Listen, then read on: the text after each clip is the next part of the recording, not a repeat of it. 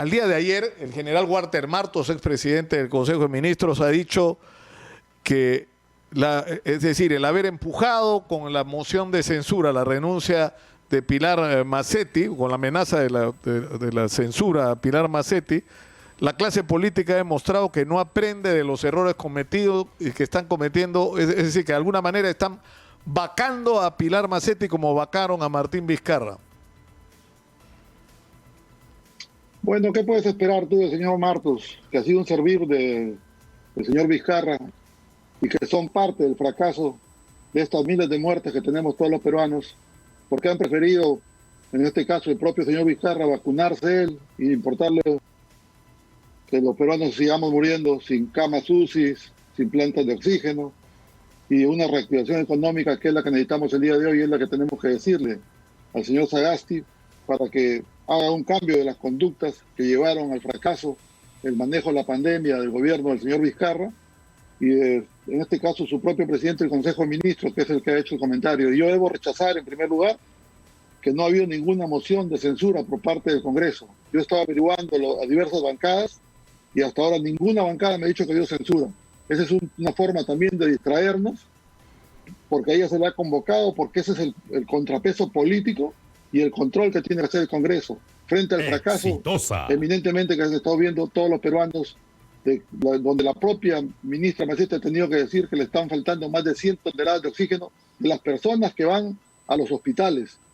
Y no se ha calculado de aquellos miles de personas que están contaminados con esta pandemia y que están en sus casas muriendo, algunos de ellos y otros salvándose, con remedios caseros, con ivermectina, con un sinnúmero, digamos, de acciones que los hacen por la propia desesperación y por la falta de confianza. Pero para estar claros, Manuel, es decir, no estaban corriendo las firmas para una moción de censura contra Pilar Mazzetti en el Congreso.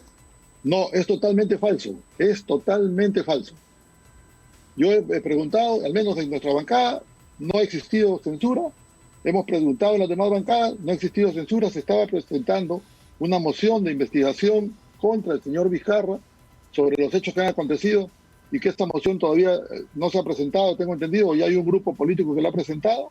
Y en el caso de la señora Mazzetti, creo que se hizo un análisis responsable y el fracaso que estaba teniendo el gobierno morado es la responsabilidad exclusiva de ellos. No le hemos presentado censura al ministro del Interior, que tendría mayores razones, que no se vio conducir la crisis de la agroexportación, y la señora Mazzetti, que tiene responsabilidad, al contrario, en un momento donde se ha traído 300.000 vacunas y que está en un proceso de vacunación, había que dejarla que avance, que haga su trabajo, y ya habría la oportunidad posteriormente a que termine esta crisis en la que estamos pasando, tomar las acciones pertinentes en una comisión investigadora que todavía no se había ni siquiera instalado. Me llama la atención. Es una figura sistemática del gobierno morado, del partido morado en el Congreso mismo, porque hemos escuchado a algunos militantes como el señor Gino Costa, de seguir desprestigiando el Congreso, y ahí tenemos que exigirle a la presidenta del Congreso que salga en defensa irrestricta de todos los parlamentarios. Esa es la labor de un presidente cuando institucionalmente quiere esa institución. Pero yo tengo en la mano, Manuel, esto lo ha publicado por si acaso el diario Perú 21, tiene fecha del 12 de febrero, tiene el papel membretado y los logos del Congreso, y es una moción de orden del día. Es evidentemente un borrador porque no tiene número, pero es una moción de censura. Dice: el Congreso de la República acuerda censurar a la ministra Pilar Elena Mazzetti Soler por ocultar información sobre las vacunas contra el COVID-19 referentes al abuso de cargo que habría cometido el expresidente Martín Vizcarra respecto a su proceso de vacunación, tanto de él como de su familia. O sea que se supone que sí hay una moción de censura corriendo. Mira, Nicolás, ¿O había? si hubiera una moción de censura, naturalmente cualquier congresista lo primero que hace es buscar a los grupos políticos que tienen mayor número de parlamentarios. Yo he conversado con el vocero de Alianza por el Progreso y he conversado con los militantes de Alianza por el Progreso y de Acción Popular y no hay ninguna moción de censura. Igualmente hemos conversado con Fuerza Popular, tampoco tienen moción de censura. FREPAC tampoco. En consecuencia, no he tenido la oportunidad de conversar con Podemos, pero Podemos, sin embargo, también nos hizo un comentario que ellos no iban por la censura de la ministra de Salud, a pesar que estaba erróneamente actuando en la misma línea como actuó con el señor Vizcarra, el gobierno morado, y que nos ha llevado al fracaso, pero que ellos tenían que hacer las correcciones pertinentes y el control político en el Congreso justamente ha sido hacer esas críticas de las deficiencias que se tienen y de la falta, digamos, de acción y de respuesta del Ejecutivo. Yo el día de ayer, por ejemplo, he recibido llamadas telefónicas de empresarios que tienen plantas de oxígeno en aduanas, en proceso de tramitología. Exitosa. Como siempre, es el defecto que tenemos cuando en estos momentos se deberían dar razones suficientes por parte del gobierno, facilidades para que esas plantas de oxígeno salgan de aduanas y se puedan instalar, porque eso se necesita urgentemente. Entonces las críticas que se le han hecho a la señora Macetti son naturales, más bien nos preocupa que de una manera irresponsable renuncie sin que haya moción de censura y simplemente a la voz de un documento que no tiene firma de nadie salgan a decir que por eso renuncia. Y eso no podemos permitirlo los peruanos, que tenemos familiares que están en los hospitales muriendo, cuando vemos que no se ha hecho un trabajo de contingencia frente a la primera ola que sufrimos miles de pérdidas de vidas humanas y hoy día esta segunda ola que mayoritariamente está afectando a los jóvenes, porque hemos visto el último informe, hay más jóvenes que personas de la tercera edad o adultos mayores, y eso significa que este virus ha empezado a atacar a los jóvenes y que la respuesta del gobierno morado no es la que todos quisiéramos. No es solamente vacunas, no es solamente camas UCI, no es solamente oxígeno. Viene de la mano también la reactivación económica, porque creo que los peruanos queremos salir de la crisis, pero queremos que haya mayor responsabilidad del gobierno y no la está teniendo. Ustedes, por lo que entiendo, porque no es solo la opinión de Manuel Merino, piensan que estuvo bien vacado Martín Vizcarra, que esto de las vacunas demuestra que la decisión que se tomó y que provocó incluso la muerte de 2 muchachos en el centro de Lima está justificada. ¿Era una medida justificada y fue correcto vacarlo como lo hicieron? Mira, Nicolás, este es un tema que en algún momento lo hemos debatido contigo.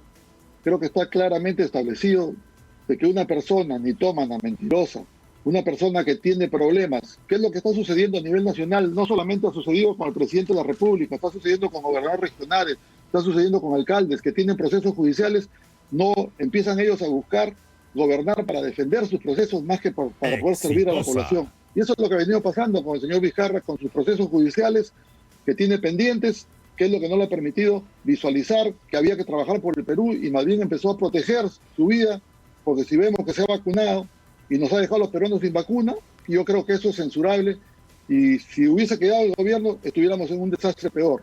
Hoy la responsabilidad que tiene el señor Francisco Sagasti es donde tiene que dar una vuelta al manejo que hizo el señor Vizcarra para que tengamos mejores resultados. Lamentablemente sigue en la misma conducta y mientras no cambie de conducta vamos a seguir en el fracaso. Es decir, Manuel Merino reivindica lo que se hizo. O sea, piensa que la vacancia estuvo bien, que estuvo bien vacado. Lo que han hecho esos 105 congresistas han defendido los intereses de todos los peruanos. Y así tenemos que verlo porque las cosas que el día de hoy vemos, creo que ponen de cuerpo entero cómo se ha comportado este señor sin haber adquirido camas UCI, sin haber adquirido plantas de oxígeno. Claro, pero yo creo, Manuel, que esa opinión de que hicieron lo correcto no la comparten la mayoría de peruanos. Y no porque la mayoría piensa que Martín Vizcarra es una persona inmoral, de eso estoy convencido. Lo dicen las encuestas, además. Pero el problema era el siguiente, es decir, estábamos claros de que teníamos un presidente cuestionado moralmente para seguir gobernando el país, pero esto ocurría en medio de una pandemia, de una crisis económica y al borde de un proceso electoral. Y la discusión era cómo manejar de manera adecuada esta situación. Pero la impresión que daba es que ustedes estaban desesperados por vacarlo.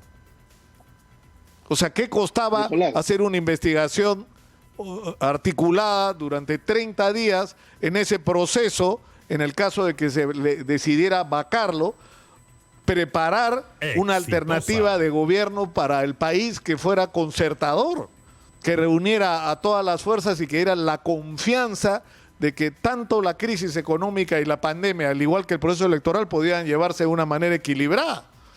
Pero no fue ese el camino que ustedes tomaron. Estaban desesperados por vacarlo y encima el gabinete de Manuel Merino era un gabinete de derechas. Que lo primero que hace don Antero Flores Arauz es salir a decir que hay que darle una nueva oportunidad a las universidades que han perdido la licencia, siendo el abogado de una de estas universidades.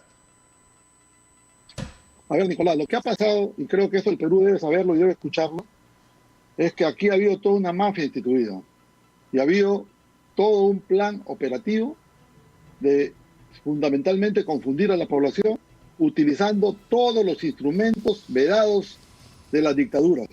Y eso tenemos que decirlo así porque la población tiene que entenderlo. Nosotros, y particularmente nos sumamos con Exitosa, con tu programa, Nicolás, que yo he tenido la oportunidad de estar en varias veces, digamos, hablando de temas de corrupción, y lo que en el Perú está reinando es la corrupción. Y esta maldita corrupción contamina, lamentablemente, a expresidentes de la República, porque si tú ves lo que sucedió después de la vacancia, donde solventaron a la población, donde en un momento donde había medidas restrictivas, porque eso hay que decirlo, había medidas restrictivas y se violó estas medidas restrictivas. Los hechos de los muertos de los jóvenes, que tenemos que sumarnos a una profunda investigación, como yo lo he dicho, ya han pasado 3 meses y no hay resultados aún, y eso tenemos que exigirlo, porque naturalmente tiene que saberse si hubo una mala actuación, de quién fue esa mala actuación, y si hubo gente infiltrada, que de eso sí estoy convencido que ha habido gente infiltrada, que ha habido gente asusadora, estoy convencido que ha habido gente asusadora, y tú debes de recordarlo. En ese momento muchos medios se sumaron a poder hacer que estas marchas... Pero Manuel, el informe que tiene 99 páginas, tiene el informe interno que ha realizado la policía sobre los incidentes de ese día. Y lo que dice es increíble, que no hubo órdenes, que no está claro, órdenes claras con respecto a lo que debía hacerse, que ha sido literalmente un desmadre en términos de la línea de mando, que el grupo Terna actuó con atribuciones y encargando de tareas que no corresponden a su especialidad, que eso exacerbó la violencia, que se produjeron detenciones irregulares y que se ha acreditado que sí, pues, que los perdigones fueron disparados por policías, aparentemente, y que no hay ninguna evidencia de que esos disparos hayan venido por parte de los manifestantes. Es decir, es muy duro, es decir, probablemente resulte insatisfactorio para los familiares, para la gente que fue víctima de violencia ese día, pero tampoco va a satisfacer para nada a los miembros de la policía, porque recomienda al Ministerio Público, o sea, internamente está planteando una serie de medidas disciplinarias, pero por el otro lado está planteando que este tema debe ser notificado al ministerio. Es decir, la visión de la propia policía es distinta a esa de que todo esto lo provocaron unos infiltrados. Bueno, tú sabes, yo soy un defensor de la policía, y en los hechos concretos la policía tiene sus propias estrategias, tiene sus propias normas que tienen independencia para poder actuar, y si la policía no ha estado bien, tienen que haber responsables en la policía, y no creo que hayan sido los 18 generales que les han dado de baja. Yo no coincido. Claro, pues, Manuel, pero no se puede decir que la responsabilidad de los incidentes, los son muertos, son de unos provocadores. En Ica, la situación que ha ocurrido en Ica, la situación que ha sucedido en La Libertad ha sido peor. Hemos tenido más de 8 muertos. No vemos hasta ahora ningún informe sobre esos 8 muertos. ¿Qué diferencia habría entre una con otra? Han sido jóvenes los que han muerto, 3 jóvenes en un lado y 2 en el otro. Esos hechos no deben volver a suceder, y en eso nos sumamos, naturalmente. Eso tiene que investigarse y que se investigue. Pero no podemos entretenernos en situaciones que no nos ayudan a construir. El día de hoy estamos en una situación donde la ministra de Salud renuncia, donde sacan una censura que no existe, donde vemos que la economía sigue resquebrajada, donde vemos que los restaurantes... Claro, pero Manuel, ustedes son críticos, pero con respecto a la gestión que ha habido en relación a la pandemia. Pero nosotros hemos advertido desde el año pasado, cuando empezó a discutirse el presupuesto de la República, que todas las esperanzas de los peruanos podían morir con el presupuesto de la República. Y el presupuesto para salud pública, Manuel, es 7.000 millones de soles menor que el del año pasado. Y ustedes han aprobado porque eso. No ha habido capacidad. O sea, ustedes son corresponsables de cómo estamos. Mira, Nicolás, lo que ha pasado, y naturalmente ese ha sido el interés fundamental que Manuel Merino y el gobierno de Manuel Merino, que asumía que de repente las críticas que puede hacer que era un gabinete de derecha, yo creo que lo que tenemos que pensar, que el gabinete que iba a entrar era un gabinete simplemente de transición, que tenía que dar la garantía de que haya un buen proceso electoral, que no sea del gobierno del candidato a presidente de Acción Popular, que es lo que hemos demostrado, con gente capaz, con gente que en los pocos días que estuvo, cambió las actitudes porque se estaban haciendo pruebas rápidas y decidimos que no se hagan pruebas rápidas sino moleculares para poder tener un mejor trabajo epidemiológico.